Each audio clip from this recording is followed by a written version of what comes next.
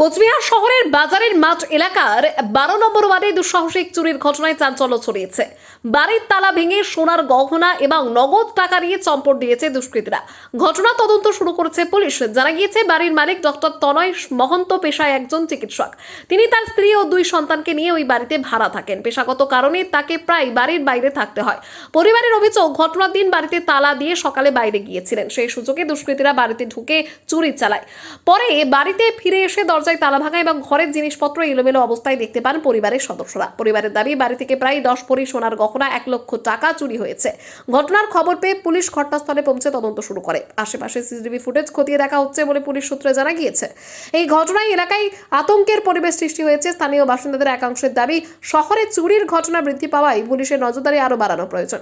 পুলিশের পক্ষ থেকে জানানো হয়েছে, অভিযোগের ভিত্তিতে ঘটনা তদন্ত শুরু হয়েছে এবং দুষ্কৃতীদের চিহ্নিত করার চেষ্টা চলছে। এটা খুবই আতঙ্কের বিষয়, কারণ হচ্ছে আমাদের এই পাড়া, এটা একটা রেসিডেন্সিয়াল এরিয়া। এরকম ঘটনা সচরাচর আমরা এখানে দেখি না।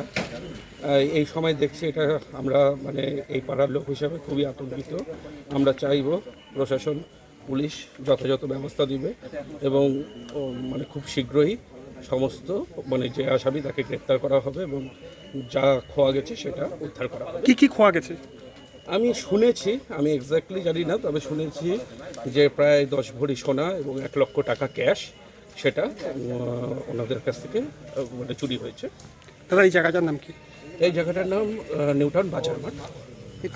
যারা এখানে যার ঘর থেকে হারিয়েছে তারা শুনলাম নাকি ভাড়াটিয়া, মানে ব্যাপারটা একটু যারা এখানে ছিলেন, মানে এখানে ভাড়াটিয়া হিসেবেই ছিল, যদিও পাড়ারই তারা বাসিন্দা, কিন্তু বাড়ি করছেন বলে এখানে ভাড়ায় ছিলেন। তো গত রাত্রে ঘটনাটি ঘটেছে, হয়তো গভীর রাতেই ঘটেছে। আর আপনারা জানেন যে এখন এই বাড়িতে কতজন থাকতো? সকালে আমি শুনেছি যে ওনারা 10:30 11টা নাগাদ ওনারা বাড়িতে ছিলেন না। তো যার আর কি খোয়া গেছে তার ভাই এসে মানে যখন খুলেছেন দেখতে পেয়েছেন যে এরকম। আপনারা কি পুলিশকে জানিয়েছিলেন? হ্যাঁ, পুলিশকে জানানো হয়েছে। পুলিশ অলরেডি এসে ডায়েরি করে নিয়ে গেছে। এখন আমরা আশায় আছি। কজন থাকতো এখানে ভাড়াটিয়া? ভাড়াটিয়া একটা ফ্যামিলি থাকতো, কাপল 2 জন থাকতো এবং তার 2 বাচ্চা। সিসিটিভি ফুটেজ বা কিছু এরকম রয়েছে কি?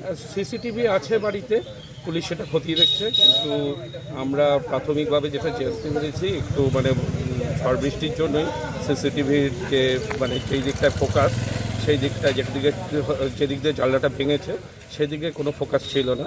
এখন বাদবাকিটা ফুটেজের উপরে তদন্ত সাপেক্ষ ব্যাপার।